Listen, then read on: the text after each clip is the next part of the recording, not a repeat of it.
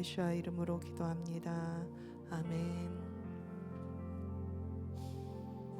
할렐루야, 할렐루야. 감사합니다. 오늘도 금요 샤bat 6월 19일 함께 하신 여러분들을 환영합니다. 오늘 함께 나누실 말씀은 읽을 말씀은 민수기 16장 1절에서 11절입니다.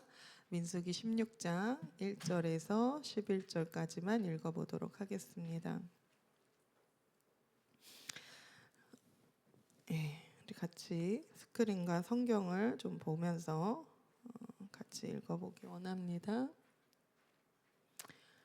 네. 어디로 갔을까요? 네. 이렇게 이상하게 됐네요. 읽어보겠습니다. 레이의 증손 고핫의 손자 이스라엘의 아들 고라와 르우벤 자손 엘리압의 아들 다단과 아비람과 벨렛의 아들 온이 당을 짓고 이스라엘 자손 총회에서 택함을 받은 자 곧 회중 가운데서 이름 있는 지휘관 250명과 함께 일어나서 모세를 거스르니라. 그들이 모여서 모세와 아론을 거스러 그들에게 이르되 너희가 분수에 지나도다. 회중이 다 각각 거룩하고 여호와께서도 그들 중에 계시거늘 너희가 어찌하여 여호와의 총회 위에 스스로 높이느냐. 모세가 듣고 엎드렸다가 고라와 그의 모든 무리에게 말하여 이르되 아침에 여호와께서 자기에게 속한 자가 누구인지 거룩한 자가 누구인지 보이시고 그 사람을 자기에게 가까이 나오게 하시되 곧 그가 택하신 자를 자기에게 가까이 나오게 하시리니 이렇게 하라. 너 고라와 내 모든 무리는 향로를 가져다가 내일 여호와 앞에서 그 향로에 불을 담고 그 위에 향을 두라. 그때 여호와께서 택하신 자는 거룩하게 되리라. 레위 자손들아 너희가 너무 분수에 지나치느니라. 모세가 또 고라에게 이르되 너희 레위 자손들아 들으라. 이스라엘의 하나님이 이스라엘 회중에서 너희를 구별하여 자기에게 가까이 하게 하사 여호와의 성막에서 봉사하게 하시며 회중 앞에 서서 그들을 대신하여 섬기게 하심이 너희에게 작은 일이겠느냐. 하나님이 너와 내 모든 형제 레위 자손으로 너와 함께 가까이 오게 하셨거늘 너희가 오히려 제사장의 직분을 구하느냐. 이를 위하여 너와 너의 무리가 다 모여서 여호와를 거스르는도다. 아론이 어떠한 사람이기에 너희가 그를 원망하느냐. 아멘. 오늘 민수기 16장 1절에서 11절 말씀 고라우 토라 포션 함께 누가 주님 앞에 엎드리겠는가라는 제목으로 함께 말씀을 나누기 원합니다. 누가 주님 앞에 엎드리겠느냐? 우리가 엎드릴 줄로 믿습니다. 아멘. 고라흐 토라 포션 주간이었습니다. 근데 이제 고라흐는 고라라는 뜻이에요, 여러분. 네, 고라흐라고 했죠. 근데 이제 고라는 여러분 우리가 잘 알죠. 반역의 아이콘이에요. 반역의 사람, 대적한 사람, 하나님의 질서를 거스르는 사람이라고 우리가 너무나도 잘 알고 있다는 거예요. 근데 고라는 사실요 레인이었어요. 그래서 레인이었고 하나님의 성막을 섬기는 일이 있었고 또 굉장히 부유하고 덕망 있는 사람이었는데 그 고라가 자기의 세력을 만들고 당을 지어서 모세와 아론을 대적했습니다. 그리고 자기도 다 하나님 앞에 우리가 다 평등하고 거룩하니 나도 대제사장이 되어야 되겠다 이렇게 이야기를 했어요. 근데 이것은요 사실 그 출애굽 시절에 그 광야에서 있었던 일뿐만 아니라 지금의 시대에도 우리 안에 동일하게 나타나는 거예요. 우리 안에 시기심, 우리 안에 비교의식, 우리 안에 죄와 탐심, 시기, 교만이 가득하잖아요. 이런 것들이 있을 때 우리도 우리 안에 고라의 영이 있을 수 있다는 거죠. 하나님께서 세우신 질서에 순복하지 못하고 우리 안에 이런 비교의식과 교만이 시기가 계속해서 늘어날 때에 우리도 고라처럼 하나님을 대적하고 모세 아론을 대적하는 것처럼 당을 짓고 그렇게 나아갈 수 있다는 거예요. 그래서 우리가 조심해야 되고요. 고라랑 나랑은 전혀 별개야. 고라가 한 것은 정말 나쁜 일이죠. 그렇지만 그 사람이 한 것이 결국에는 우리 안에 죄로 통해서 우리 안에 비교의식과 시생과 그런 질투와 교만을 통해서 고라처럼 될 수 있다는 거 우리가 늘 인지를 하고 있어야 합니다. 그래서 조심해야 된다는 거죠. 고라의 이름의 뜻은 대머리라는 뜻이 있거든요. 근데 이것은 수치를 나타냅니다. 황폐함을 나타내는 거예요. 그래서 하나님의 질서를 거스르는 것이 고라에게 교만함이 있었기 때문인데, 그 교만함으로 하나님을 대적한 것은 결국은 황폐함의 심판을 받는다. 이름의 그대로 고라에 대해서 잘 이야기하고 있는데요. 또 한편으로는 그 대머리 수치의 그 황폐함의 뜻이 있지만, 또 한편으로는 얼음같이 매끄러운 차가운 이런 뜻이 있어요. 근데 이것은 이 얼음같이 차가운 마음으로, 이 차가운 야망으로 나아갔던 고라를 나타내는 거죠. 여러분, 사실 하나님의 나라는 세상의 가치관이랑은 굉장히 다릅니다. 하나님이 왕이시고 왕이 세우신 질서와 왕의 그 권위 가운데 우리가 거하는 것인데, 우리가 세상의 가치관으로 보면요, 너나 나나 똑같다, 평등하다.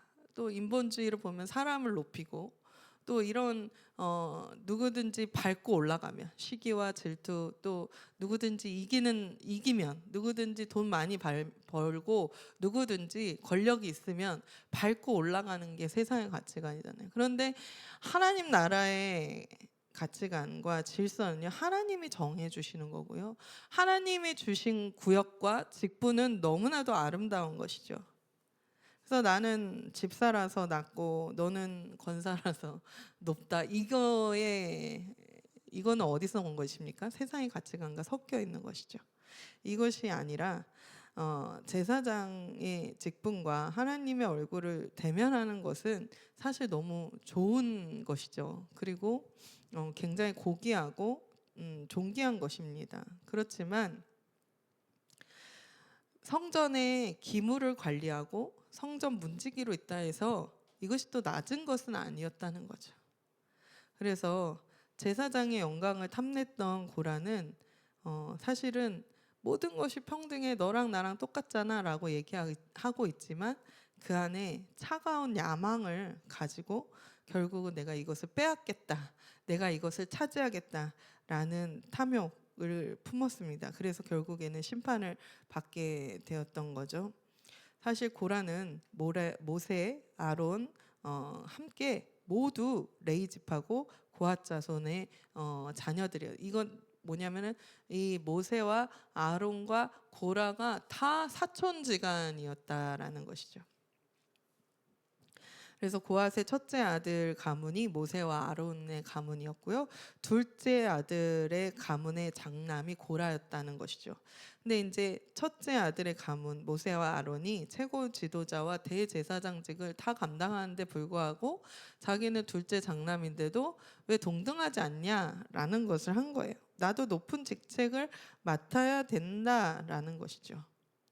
아까도 얘기했지만 이스라엘 자손 중에서 고라는요, 굉장히 부유하고 많은, 그 애굽에서 나올 때 많은 재물을 갖고 나왔다고 해요.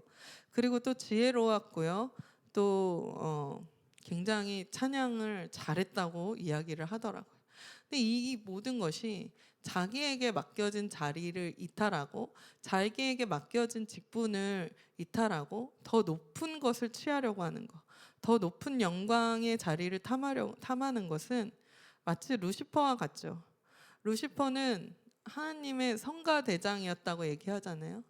그런데 그 찬양을 하나님께 드려야 될, 마땅히 드려야 될 성가 대장이 자기가 그 찬양을 받고 싶었던 거죠. 자기가 그 영광을 탐하고 싶었던 거죠. 그런데 그 영광을 하나님께서 누구에게 주셨습니까? 그 영광을 주실 계획을 사람에게 한 거예요. 근데 천사가, 이제 루시퍼가 타락을 하고 사탄이 되어서 이 땅에 떨어지고, 계속해서 그 영광을 나눠주는 사람, 아담으로부터 시작해서 그 사람을 끈질기게 죽이려고 하고 또 같이 지옥으로 떨어지게 하려는 것이죠. 그래서 이 고라의 이 탐욕과 자기 자리를 떠난 것에 대해서 사탄, 비교하기도 하고요. 또 이것에 대해서 마지막 때 현상으로도 이야기를 하고 있습니다. 고라가 자신과 같은 지휘관들 250명과 함께 당을 지었어요. 이건 엄청난 세력입니다. 사실 쿠데타를 일으킬 만한 세력을 가지고 있었던 거예요. 그 지휘관들이 250명이면요. 그 밑에 수하들은 얼마나 많았겠습니까? 그래서 그렇게 자기 세력을 모아서 모세와 아론을 대적하면서 명분을 내세우는데요. 3절에 보니까요. 3절을 읽어보겠습니다. 네. 그들이 모여서 모세와 아론을 거슬러 그들에게 이르되 너희가 분수에 지나도다. 회중이 다 각각 거룩하고 여호와께서도 그들 중에 계시거늘 너희가 어찌하여 여호와의 총에 의해 스스로 높이느냐라고 얘기를 해요. 아까 얘기했지만 너네가 너무 분수가 지나다, 분수에 지나치다라는 것은 너네 너무 교만해. 모세와 아론 보고 너네 교만하다. 우리 다 똑같은데 왜 너희만 높여? 라고 이야기하는 거죠. 그렇지만 민수기 16장 1절의 원문을 보면요. 고라가 반역을 일으켰다라는 것을 와이크아 코라라고 하는데요. 고라가 스스로를 위해 취했다라고 번역할 수 있습니다. 그러니까 사실 적반하장도 유분수지 이런 말 하잖아요. 그 말이 바로 지금 고라가 하고 있는 짓이에요. 고라가 당을 짓고 이렇게 모세와 아론을 대적한 것은 결국 자기가 먼저 스스로를 위해서 이 반역을 일으켰다는 것을 성경은 밝히 이야기하고 있는 것입니다. 여러분, 세상은요, 자기가 높아지려고 하는 이 속성이 있고요. 이 탐욕의 이 속성인데 이것이 마지막 때에 나타나는 것이죠. 유다서 1장 11절에 보면 화 있을진저 이 사람들이요 가인의 길에 행하였으며 삭슬 위하여 발람의 어그러진 길로 돌려갔으며 고라의 패역을 따라 멸망을 받았도다. 마지막 때 멸망을 받는 자들, 마지막 때 예수님은 심판주로 오십니다. 그 심판주로 오실 때 그 심판을 행하시고 멸망을 받을 자들이 있다는 거예요. 근데 그 멸망을 받을 자들은 바로 고라의 패역을 따라 가는 자들이죠. 여러분, 이 고라는 레위 자손이었고 하나님을 섬기는 자였고 출애굽을 경험한 자예요. 그런데도 이 마지막 때 멸망을 받을 자로, 그렇게 패역한 자로 되었다는 것에 대해서 우리가 그냥 고라랑 나랑 멀리 있구나라고 생각하시면 안 되고, 언제든지 예수 그리스도를 믿었다고 하는데 교회 다닌다고 하는 게 이게 다가 아니잖아요. 여러분, 우리가 예수 그리스도를 진짜로 믿어야, 진짜로 믿고 의의 길을 따라 좁은 길, 좁은 문으로 가야지만 우리가 심판을 받지 않는다는 것입니다. 고라의 패역을 따라서 우리도 얼마든지 나아갈 수 있다는 거예요. 그래서 마지막 때 많은 사람들이 이렇게 얘기하죠. 모든 사람은 평등합니다. 자유롭습니다. 그렇기 때문에 우리가 차별금지법을 이야기하죠. 그렇지만 그런 좋은 말로 포장해서 결국에는 무엇입니까? 교회를 무너뜨리고 패망의 길을 따라가게 하려는 사탄의 의도가 숨어 있다는 거죠. 그리고 모든 사람 평화롭고 평등하고 자유로운데 왜 그렇게 매여서 바보같이 사냐? 하나님의 말씀을 뭐하러 지키냐? 하나님의 권위를 왜 따라야 하냐? 마음대로 살면 어때? 너가 평등한데 하나님이 너를 평등하고 자유롭게 하셨잖아 라고 이렇게 얘기하면서 무감각하게 우리를 만들 수도 있다는 거예요. 여러분, 그러므로 우리가 앉으나 서나 자나 깨나 말씀 가운데 있어야 합니다. 그렇지 않으면 고라의 패역의 길로 얼마든지 우리가 갈 수 있는 사람들이라는 걸 잊으면 안 된다는 거예요. 여러분, 그렇게 고라와 반역자들은 하나님을 대적했고요. 모세와 아론을 대적했습니다. 그러므로 그들은 결국 땅이 입을 벌려서 그들을 삼켜버리는 그런 심판을 맞이하게 됐습니다. 그렇게 심판을 맞이한 고라와 반역자들 반면에 이 모든 수치를 당하고 이런 위기 가운데서도 온유함으로 엎드리는 리더십을 보여준 분이 있어요. 그분이 바로 모세입니다. 모세는 어떻게 반응했습니까? 민수기 16장 4절입니다. 모세가 듣고 엎드렸다가 이렇게 말합니다. 아니 고라가 와갖고 따다다다닥 한 거예요. 따다다다다 뭐 너네 분수에 지나치고 왜 너는 우리 평등하지 못해? 나도 제 제사장 할 수 있잖아. 막 뭐라 한 거죠. 많은 사람들이 떼거지로 와서 모세를 세워놓고 아론을 세워놓고 그렇게 공격을 아닌 공격을 한 거죠. 그랬을 때 모세가 바로 한 것은요. 변명하지도 않았고요. 대처 뭐 어떻게 하지도 않았어요. 어떻게 했냐? 그냥 듣고요. 엎드렸다는 거예요. 듣고 엎드렸다. 하나님 앞에 즉시 엎드릴 수 있는 사람. 누가 주님 앞에 엎드리겠는가? 여러분 진짜 세상 살다 보면요. 억울한 일 많이 당합니다. 기가 막힌 일 많이 당합니다. 나를 오해하고 또 진짜 요즘에 그런 게 많더라고요. 옛날에 이제 잘 말귀를 못 알아들으면 사오정이다 뭐 이런 얘기를 많이 했는데 아니 이렇게 똑바로 얘기를 해도 잘못 알아듣는 분이 얼마나 많은지 몰라요. 그래서 오해하는 분이 너무 많습니다. 기억을 얘기했는데 니은으로 듣고 자기 혼자 화내는 사람이 굉장히 많더라고요. 왜 그런지 모르겠어요. 근데 그런 일들이 너무 많아요. 그렇다면 그런 일들이 있을 때 굉장히 억울하고요. 속상하고요. 또 어쩔 때는 위기 가운데 수치를 맞이하는 시간들도 있다는 거죠. 그런 위기 앞에서, 그런 수치 앞에서 여러분 내 힘으로 나를 증명하려는 그런 혈기를 내려놓고 곧바로 하나님 앞에 엎드릴 수 있다는 것, 이거는 정말 엄청난 겁니다. 이것은 정말 하나님께 주권을 100% 드리지 않으면 안 되는 거예요. 우리는 막 무슨 일 생겨보세요. 우리 힘으로 해보려고 막 지인들한테 연락하고 전화하고 네이버 찾아보고 유선생 유튜브 찾아보고 막 그러잖아요. 할 수 있는 거 다 해보려고 하잖아요. 그러다가 하나님께 엎드리는데 할 수 있는 게 없다고 느낄 때 이제 하나님께 이제 그때서야 정신을 차려지고 엎드리게 되는데 모세는 이 모든 것 가운데 나를 부인하고 나 자신을 부인하고 하나님께 엎드렸다는 거예요. 이 주권을 철저하게 하나님께 드린 자, 이런 사람을 어떤 자라고 하냐면 온유한 자라고 합니다. 온유라는 거, 성경에서 온유라는 거는 그냥 착하기만 하고 아무 힘도 없고 그냥 흐물흐물하다 이런 게 아니고요. 이 온유는 마치 아주 힘이 센 야생마를 길들여서 주인의 손에 탁 길들인 말로 세워놓는, 이것이 온유라는 뜻이 있다는 거예요. 그러니까 내 힘이 아니라 주관자이신 하나님께 모든 통치를 맡기고, 정말 내가 힘이 없어서 그런 게 아니라 내가 말을 못해서 그런 게 아니라 하나님께 온유함으로 엎드리는 것. 이 모든 상황과 현상과 이 모든 억울함을 하나님께서 다스리도록 내어드리는 것. 이것이 온유이고 이것이 모세가 했던 것입니다. 민수기 12장 3절에 이렇게 말씀합니다. 이 사람 모세는 온유함이 지면의 모든 사람보다 더하더라. 아멘.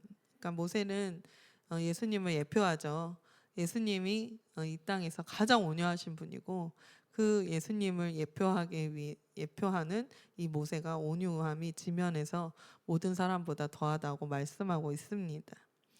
여러분 세상에 리더들이요 많지만요 인본주의 리더십은 어떤 것입니까?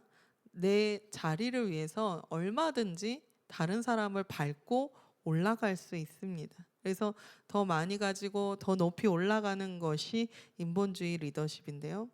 하나님이 세우신 리더는 온유한 리더십이 있어야 되고요. 그 온유한 리더십은 위기 앞에서 하나님께 엎드리는 거죠. 하나님 앞에 엎드려서 오직 주님의 주권만을 구하는 것이 필요합니다. 그러니까 참된 영적 리더는요, 참된 리더의 조건은 하나님 앞에 엎드릴 수 있는 자예요. 내가 다 해버리면은 내 사역이 되는 것이고 내 일이 되는 것인데요. 하나님 나라의 일은 하나님의 일입니다. 그렇기 때문에 하나님께서 하실 수 있도록 온유함으로 엎드리는 것이 필요하죠. 모세가 그렇게 엎드렸을 때 하나님께서 가만히 있으셨습니까? 가만히 있지 않으셨습니다. 하나님께서는 친히 일하셨고요. 진짜 하나님이 선택한 사람, 진짜 하나님이 세운 사람, 그 하나님의 권위가 누구에게 있는지 드러내 주셨어요. 하나님 앞에서 이제 향로를 들고 서면 하나님께서 택하신 자, 거룩한 자를 보여주실 것이라고 이야기하셨습니다. 그래서 고라와 일당들은 250명이 함께 향로를 들고 아론도 향로를 들고 섰습니다. 그래 모세가 이야기합니다. 민수기 16장 30절이에요. 만일 여호와께서 새 일을 행하사 땅이 입을 열어 이 사람들과 그들의 모든 소유물을 삼켜 산채로 수월에 빠지게 하시면 이 사람들은 과연 여호와를 멸시한 것인 줄을 너희가 알리라. 아멘. 여호와께서 새 일을 행하시겠다 이렇게 말하고 있는데요. 새 일은 히브리어로 베리아라고 하는데요. 이전에 결코 존재한 적이 없는 완전히 새로운 초자연적인 창조. 그러니까 창세기에서 베레시트에서 나온 말인데요. 창조가 창조를 하신다, 새로운 일을 하신다라는 거죠. 왜 이렇게 새로운 일을 하시느냐? 바로 땅이 입을 열었다라는 거죠. 그러니까 땅이 마치 살아있는 것처럼 입을 벌려서 반역자들, 하나님 세우지 않은 사람들을 다 삼켜 버린다는 거예요. 그래서 삼키고 다시 저절로 자연적으로 원래 땅이 열어졌다가 닫아진다라는 것이죠. 그런데 이 삼켜진 사람들은 어떻게 됩니까? 산채로 수월에 빠지게 된다라고 얘기해요. 산채로 수월에 가는 거, 이게 바로 초자연적인 거예요. 왜냐하면 다 죽어야지만, 수월은 이제 당시에 음부를 얘기하고 수월의 지옥이죠. 그러니까 수월에 가면은 죽어서 가지 누가 살아서 가겠습니까? 근데 산채로 땅이 입을 벌려서 수월로 끌고 간다는 거예요. 이게 진짜 새로운 일이고 초자연적인 일이 일어난다는 거예요. 이것은 하나님만 하실 수 있는 것이죠. 그래서 이렇게 했을 때 정말 누가 하나님이 세우신 것인가에 대해서 아무도 토를 달 수가 없고 아무도 이것에 대해서 이야기할 수 없습니다.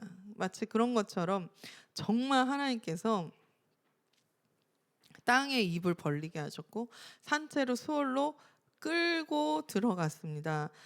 바로 고라와 250 그 같이 당을 지었던 모든 사람들이요. 민수기 19장 39절 40절 읽어보겠습니다. 제사장 엘레아살이 불탄 자들이 드렸던 놋 향로를 가져다가 쳐서 제단을 싸서 이스라엘 자손의 기념물이 되게 하였으니 이는 아론의 자손이 아닌 다른 사람은 여호와 앞에 분향하러 가까이 오지 못하게 함이며 또 고라와 그의 무리와 같이 되지 않게 하기 위함이라. 여호와께서 모세를 시켜 그에게 명령하신 대로 하였더라. 아멘. 어찌 된 것입니까? 고라와 그의 일당들이 다 가족들까지 재물까지 그의 재산들까지 다 땅에 삼켜져 버렸어요. 그리고 향로를 들고 있던 250명은 어떻게 됐습니까? 향로를 들고 있던 자들은 여호와의 불이 나와서 그들 다 살라버렸어요. 동시에.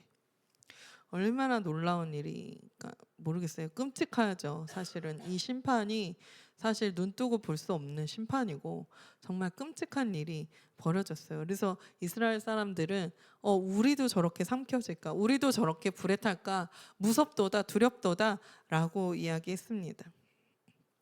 그리고 나서 그들이 다 불태워진 다음에, 향로를 들고 있던 자들이 다 불태워진 다음에 무엇만 남았냐면 향로만 남은 거예요. 그 향로만 남았을 때 그 향로의 놋은 하나님께서 그 향로를 드렸을 때는 거룩함으로 받으시겠다고 했습니다. 그래서 그 향로를 쳐서 놋을 놋향료를 쳐서 제단을 싸는 거죠. 제단을 쌌습니다. 그러면 겉에 쌌기 때문에 사람들이 다 보여지죠. 이것을 보면서 사람들이 다 생각해야 하는 거예요. 깨달아야 하는 거예요. 그리고 두고두고 이야기해야 되는 거예요. 아론의 자손이 아닌 다른 사람이 여호와 앞에 분향할 수 없다라고 못 박은 것이죠. 하나님이 그 표식을 한 것이죠. 그렇게 이제 일단락이 됐습니다. 그래서 모세와 아론이 하나님이 세우신 자, 택하신 자라는 것이 이렇게 이스라엘 앞에서 만천하에 이렇게 드러났어요. 그런데 성경 읽어보면 여러분 이번 주에 묵상하시면서 어떻게 읽으셨나요? 이 정도 되면은 이스라엘 백성들이 아무 말 없이 이제는 하나님께서 모세와 아론을 세우셨고 그 대제사장 계열 아론 계열만 이렇게 하나님을 모실 수 있는 성소로 들어가는구나, 분향하는구나라고 알 거 아니에요. 저는 그렇게 할 줄 알았어요. 그런데 그게 아니죠. 이런 큰 일, 이런 초자연적인 심판을 눈으로 보고도 사람이 깨닫지 못하고 다음 날 완악해질 수 있더라고요. 바로 다음 날 화장실 들어간 것과 나온 게 틀린 것처럼 민수기 19장 41절입니다. 이튿날 이스라엘 자손의 온 회중이 모세와 아론을 원망하여 이르되 너희가 여호와의 백성을 죽였도다. 하나님 앞에 심판인데 하나님이 드러내신 것인데 이것을 그렇게 보지 않고요. 너희 때문에 여호와의 백성이 죽었어. 너희 때문에 고라랑 그 250명 지휘관들 다 죽었어. 이렇게 원망을 했던 거예요. 여러분, 우리도 이렇지 않습니까? 우리가 아무리 성경을 읽어도 못 깨닫고 하나님을 못 믿는 때가 너무 많다는 거예요. 우리 안에 고라의 교만이 깨져야 돼요. 고라의 그런 패역한 고라의 영이 깨져야 됩니다. 완악한 마음이 깨어져야 됩니다. 그래서 정말 온유함으로 정말 성령 받은 사람은 어떤다 그랬어요? 굳은 마음이 제거해주고 지고 부드러운 마음이 입힌다. 예전에 이제 조용기 목사님이 성령 충만하면 어떻게 되냐? 마음이 부들부들해집니다. 이렇게 얘기했습니다. 우리의 마음이 부들부들해서 말씀을 읽고 깨닫는 자가 되기를 원합니다. 여러분, 반역자들이 심판당하고 다 그렇게 하나님께서 드러내셔도 깨닫지를 못하고 모세와 아론 때문에 다 죽었지 않냐 이렇게 원망하는 것, 이것이 얼마나 아이러니한 일입니까? 기가 막힌 일입니까? 그랬더니 하나님 이제 화가 나셨습니다. 바로 연병이 시작된 거예요. 이때 처음에 고라와 그 일당들이 반역하고 모세에게 대들었을 때 모세 바로 엎드렸습니다. 그리고 지금도 이스라엘 백성들이 적반하장으로 지금 모세와 아론을 원망하며 나왔을 때 다시 한번 모세가 어떻게 하냐면요, 아론에게 향로를 들고 백성들에게 들어가라고 소리칩니다. 이건 무엇입니까? 백성들에게 들어가서 향로에 분향을 해서 이들을 대신해서 속죄하라는 거예요. 모세는요 끝까지 하나님의 백성을 중보하는 자리에 섰습니다. 그리고 그렇게 아론을 보냈어요. 여러분, 이게 바로 하나님의 마음을 아는 리더예요. 예수님의 마음을 가지고 끝까지 영혼을 살리는 편에 서는 거예요. 할렐루야. 여러분, 이것이 저와 여러분의 마음이 되기를 원합니다. 끝까지 살리는 자가 되는 거예요. 끝까지 살리는 편에 서는 거예요. 민수기 16장 47절 48절 읽어보겠습니다. 아론이 모세의 명령을 따라 향로를 가지고 회중에게로 달려간즉 백성 중에 연병이 시작되었는지라 이에 백성을 위해서 속죄하고 죽은 자와 산 자 사이에 섰을 때에 연병이 그치니라. 아멘. 여러분, 아론이 향로를 들고 죽음의 공포가 이렇게 막 나오는 그 한복판에 향로를 들고 섰어요. 이것을 죽은 자와 산 자 사이에 섰다. 여러분, 자신이 죽을 수도 있는 상황이죠. 연병은 바로 이렇게 전염병이 펴지는데요. 그 절망의 경계선에 막아서는 자, 바로 아론이었고요. 그랬을 때 전염병이 그쳤다고 말씀하고 있습니다. 여러분, 이 모습은요, 죄라는 전염병으로 다 죽을 수밖에 없는 인류를 위해서 십자가를 들고 예수님께서 산자와 죽은 자의 경계에 서신 것을 예표합니다. 예수님께서는 다 죽어서 지옥 갈 수밖에 없는, 다 지옥 확정돼 있고 사형이 확정되어 있는 자들, 인류를 위해서 그 산자와 죽은 자 사이에 골고다 언덕에 십자가를 지고 버티고 서셨습니다. 여러분, 예수님은 모세처럼 온유함으로 십자가 앞에서 묵묵히 엎드리셨어요. 아무 변명, 아무 말 하지 않으셨어요. 그 모진 순환과 채찍을 때리면 때리는 대로 맞으시고, 침을 뱉으면 뱉는 대로 맞으시고, 가시관을 눌러서 피가 터지게 해도 그대로 맡으시고, 묵묵하게 아버지여 내 영혼을 주님께 의탁하나이다. 주님의 뜻에 맡겼습니다. 그리고 아론처럼 그 향로를 들고 죽음 한복판에 그 십자가를 지시고 끝까지 피를 흘리면서 우리를 대신해서 죽어주신 거예요. 여러분, 그렇기 때문에 오늘 저와 여러분이 살아난 것입니다. 아멘. 그렇기 때문에 우리가 영생을 얻는 하나님의 자녀가 된 것이에요. 예수님은 끝까지 살리는 편에 있으셨어요. 끝까지 영혼들을 살리는 편에 계셨어요. 고라와 일당들은 다 망했지만 그들은 하나님을 대적하고 아론과 모세를 대적하는 편에 서서 다 죽이는 일을 했지만 우리 예수님은 살리는 편에서 끝까지 십자가를 감당하셨어요. 이것이 오늘 모세와 아론이 보여주는 예수님의 예표라고 할 수 있는 것입니다.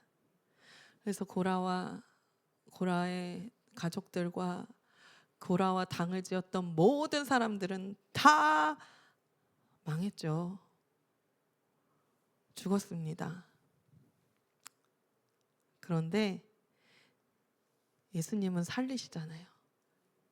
예수님은 살리시는 것처럼 이 고라의 가문 안에 반전의 은혜가 있습니다. 민수기 26장 11절에는 이렇게 말씀합니다. 고라의 아들들은 죽지 아니하였더라. 고라의 아들들은 죽지 않았대요. 왜요? 아버지는 그렇게 하나님을 대적하고 반역했지만 아들들은 하나님 편에 섰다는 거예요. 그래서 이들은요, 훗날 성전 문지기로서 시편을 썼습니다. 대표적으로 시편을 많이 썼는데요. 84편 10절에 이렇게 말합니다. 악인의 장막에 사는 것보다 내 하나님의 성전 문지기로 있는 것이 좋사오니. 또 이거 외에도 또 그것이 있죠. 목마른 사슴이 시냇물을 찾듯이 제가 주님을 찾습니다. 이 모든 것이요, 악인의 장막에 사는 것보다 주님의 궁궐에 성전 문지기로 있는 것이 좋다. 악인의 첫날보다 이 하루 문지기로 있는 것이 좋습니다. 이 고백을 한 게 바로 고라 자손이에요. 얼마나 많은 질타를 받았을까요? 저는 반역자의 집안이야. 말하자면 우상 숭배 집안이야. 저렇게 하나님을 대적해서 저렇게 심판받은 집안이야. 말하자면 흙수저보다 더 못한. 정말 어떻게 얘기해야 될까요? 그 얼마나 많은 질타와 비난의 시선들이 있었을까요? 그럼에도 불구하고 하나님 편에 선 자들에게는 하나님의 은혜가 있는 거예요. 하나님의 은혜는 천대까지 갑니다. 할렐루야. 그리고 하나님은요, 그 아버지의 제약으로 그 자녀들을 벌하지 않으세요. 하나님 편에 서 있다면. 그래서 고라의 자손들은요, 후손들은 하나님의 임재를 구하는 최고의 예배자가 되었어요. 그래서 우리에게 시편을 들려준 것이 되지 않았습니까? 또 사무엘상 12장에 보면요, 이번 주간에 하프타라 선지서였는데요, 사무엘이 나온대요. 사무엘은요, 고라의 직계 후손입니다. 고라의 후손이에요. 사무엘이에요. 놀랍죠, 여러분? 이 사무엘이요,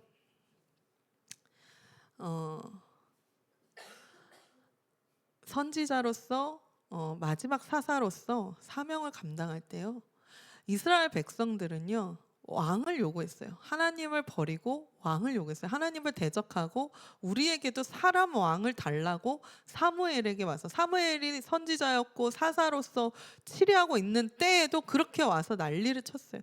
마치 고라와 같이, 고라의 일당처럼 그렇게 하나님을 대적했죠. 그때 사무엘이 어떻게 하는지 아세요? 그럼에도 불구하고 사무엘은요, 이스라엘 백성을 위해서 기도를 쉬는 죄를 범하지 않겠다고 얘기합니다. 할렐루야. 이것이 은혜입니다.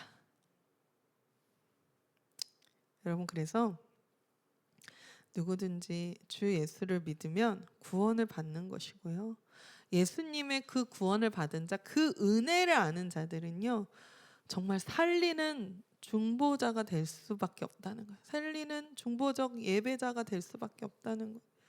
여러분, 그래서요, 예수님을 진짜 사랑하면은요, 내 삶보다, 나의 문제보다 하나님 나라의 문제가 더 큰 거예요. 하나님 나라를 세우는 것이 더 먼저인 거예요. 여러분, 우리가 살리는 자가 되기 원합니다. 여러분의 가정이 예수님을 믿지 않는 가정과 가문이었다고 해도 상관없어요. 고라의 후손처럼 되면 됩니다. 할렐루야. 가문을 일으키고 살린 자가 될 수 있어요. 여러분의 가정을 살리고 지역을 살리고 교회를 살리고 나라와 열방을 살릴 수 있는 자들이 될 수 있다는 거예요. 여러분은 산자와 죽은 자 사이에 설 수 있고요, 그것은 기도와 예배로서. 여러분은 아론같이 엎드릴 수 있어요. 하나님께 기도함으로 정말 이스라엘을 살리는 자리에 있었던 모세와 같이, 여러분 이 민족을 살릴 수 있는 에스더와 같이 여러분이 일어나게 될 것입니다. 할렐루야. 예수님 때문에요. 예수님 때문에 우리가 살리는 자가 될 수 있는 것입니다. 오늘 하나님께서는 민수기 17장에 진짜 누가 하나님이 세우신 자인지, 어떤 자가 영적 권위가 있는 건지 최종 판결을 내리시는데요, 죽은 나무 지팡이 12개를 온 지파 수대로 12개를 가져오라고 했습니다. 그리고 그 지팡이에 지휘관의 이름을 쓰라고 했어요. 그리고 하나는 아론의 이름을 썼습니다. 그리고 그 지팡이를 여호와의 법궤 앞에, 증거궤 앞에 지성소에 하룻밤을 두라고 했습니다. 그럴 때 여호와께서 정말 택하신 자를 표시를 나게 해주시겠다, 이렇게 얘기했어요. 민수기 17장 8절에 보니까 이튿날 모세가 증거의 장막에 들어가 본즉 레이 집을 위하여 낸 아론의 지팡이에 움이 돋고 순이 나고 꽃이 피어서 살구 열매가 열렸더라. 아멘.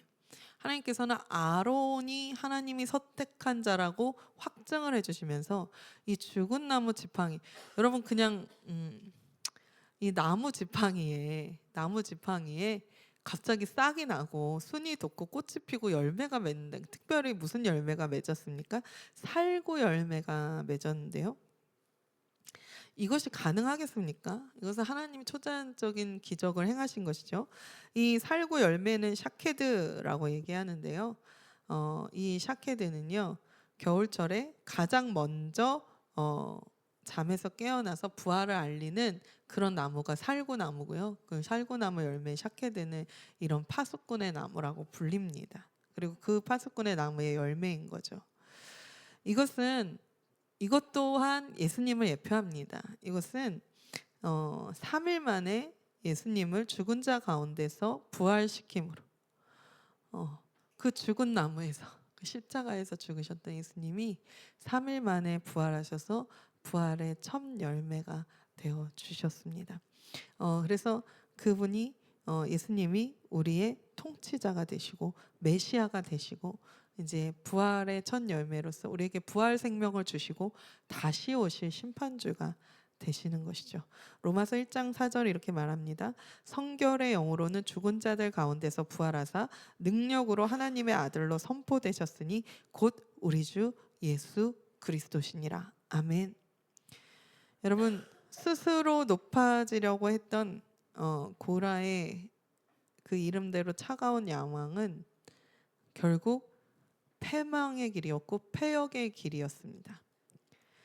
그래서 우리가 가야 하는 것은, 우리가 본받아야 하는 것은 어떤 우리의 삶의 위기나 어려움이 온다고 해도 묵묵히 엎드리는 모세 오뉴맘의 리더십을 배워야 하고요.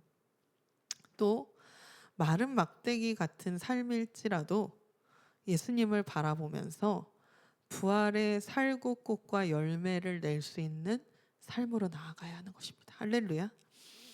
여러분, 우리 모두 주님 앞에 엎드린 자가 되기를 원합니다.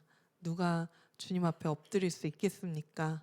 어렵고 힘든 시절이고 계속해서 그렇잖아요. 나라도 흔들리고 경제도 흔들리고 삶도 흔들리고 그 고달프다는 말이 막 나올 정도로 그런 어려운 삶이 있을지라도 주님 편에 서야 하는 것이에요. 여러분, 우리가 주님 편에 설면 살리는 자가 되고요. 살릴 수 있습니다. 여러분, 마지막 시대예요. 죄와 심판으로 죽어가고 끝을 달리고 있는 이 세상 한복판에 우리도 예수님의 구원을 받은 자로서, 은혜를 입은 자들로서, 왕 같은 제사장으로서 아론처럼 죽은 자와 산 자에 서는 것이죠. 예수님처럼 죽은 자와 산 자에 서서 살리는 자가 되어야 하는 것입니다. 여러분, 우리에게 하나님은 기대가 있습니다. 우리에게 하나님 원하시는 것은 예수와의 생명으로 우리가 살림을 얻었잖아요. 우리가 살아났잖아요. 이 생명을 전하라는 것입니다. 이 생명으로 우리도 살리라는 것입니다. 그리고 고라와의 자손들처럼 주님만을 사랑하라는 거예요. 주님만을 예배하라는 거예요. 우리의 어떤 스펙도 상관없고요. 우리의 어떤 가문의 어떤 흉 같은 것들, 뭐 어려운 집안, 뭐 이런 거 다 상관이 없습니다. 우상 숭배했던 집안 다 상관이 없어요. 이제 내가 주님을 믿음으로, 이제 내가 예수 그리스도를 믿고 새롭게 됨으로 이제 모든 것은 변했고 주님을 끝까지 사랑하고 모든 영혼들을 위해서 기도하며 살려내는 자로 일어날 수 있다는 거예요. 그것을 오늘 주님께서 이 토라포션 고라흐 주간에 원하십니다. 우리가 주님 앞에 엎드리고 우리가 주님 앞에 바로 설 수 있기를 원합니다. 우리